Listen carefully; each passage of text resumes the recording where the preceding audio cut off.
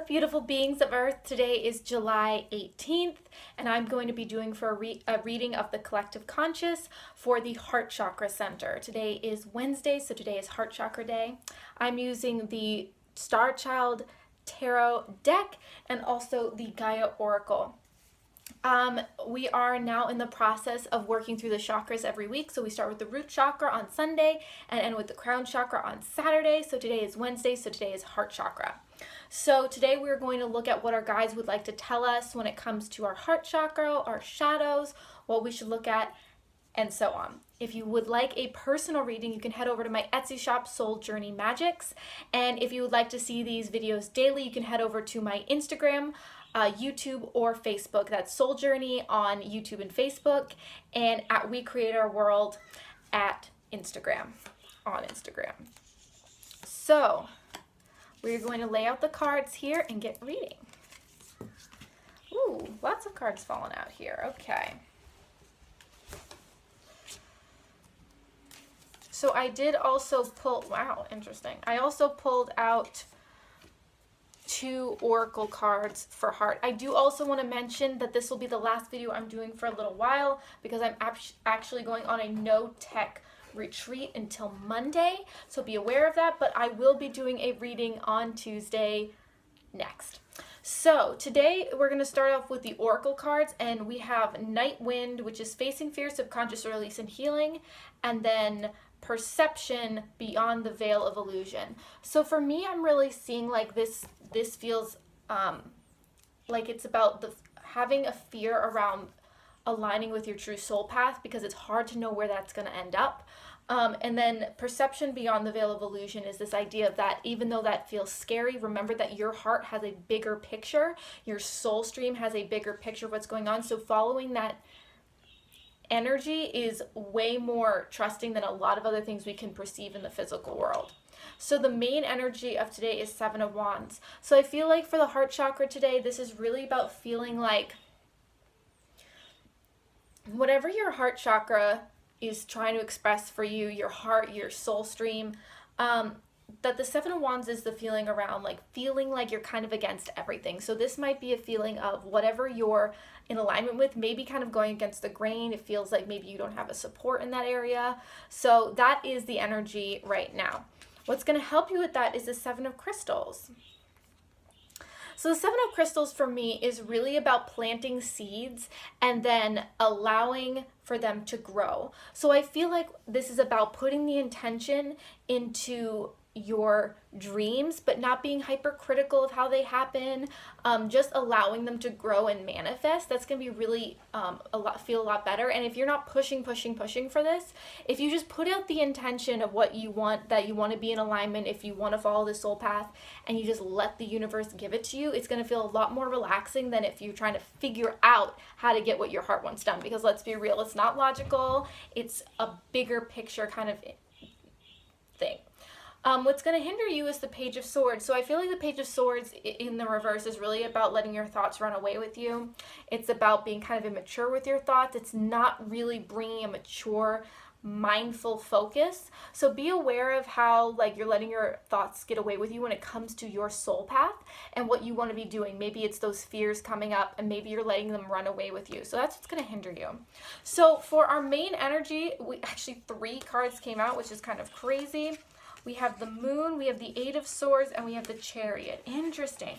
So I feel like the Moon is a huge sign of like this whole like what your heart wants to express. You know what that feels like, but there's so much hidden as to like how that's going to manifest, how that's going to be creating your world, that's really scary for you. But you have to trust that like just because the light hasn't been shed on it doesn't mean there isn't a plan.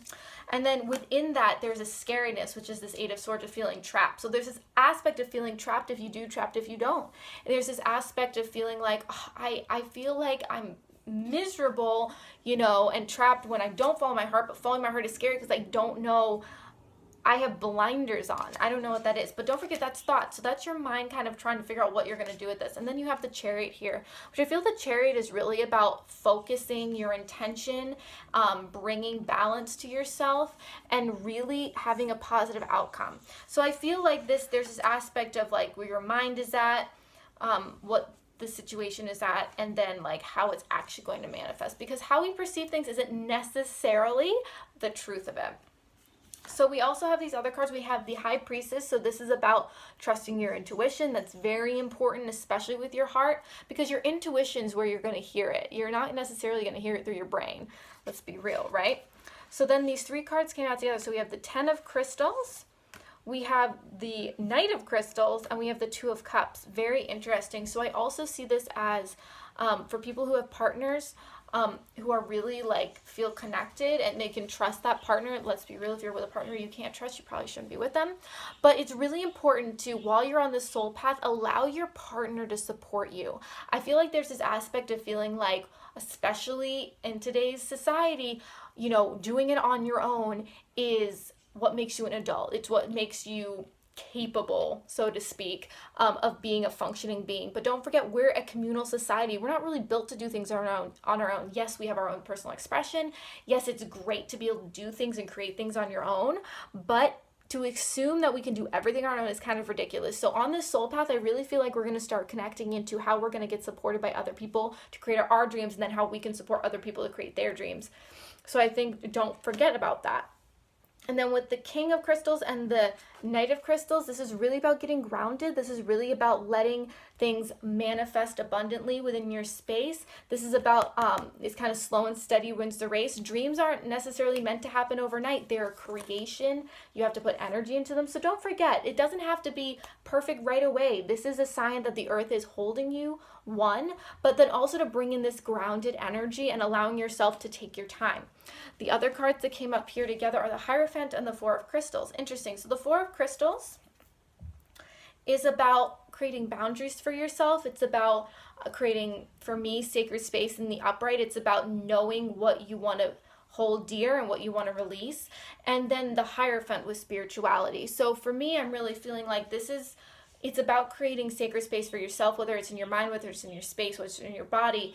When you're out of alignment and you're not creating a sacred space for yourself, it's really, really hard to actually manifest and feel good and really feel like you can be your full self. So as you're creating this amazing expression of your heart space, remember to give yourself the energy you need, the space you need, and allow yourself to have those boundaries for creation. Because when we're caught up in society, when we're caught up in all these people who maybe aren't in their heart space, that can be really hard.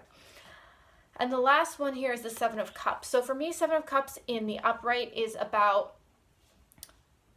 knowing that you have an unlimited, untapped potential. This is the imagination card for me. In the reverse, it is really kind of about illusion, and it's about, maybe like being unrealistic. But in the upright, I really see it as the dream card, as how many cups can you fill with goodness? The only thing that is holding you back is your mind. And notice it's cups. So the cups is really about the feeling. So don't forget, when you're manifesting what you want, it's about feeling it within your body. Not only focusing your thoughts, but feeling it within your body. If your body's all like, this isn't working, and your mind's like, yeah, we're doing this, it's not really going to manifest. It's really about the feeling. It's about the vibration you're holding. Your feelings are a way of telling you what vibration you're holding. So remember, fill up these cups. I don't know.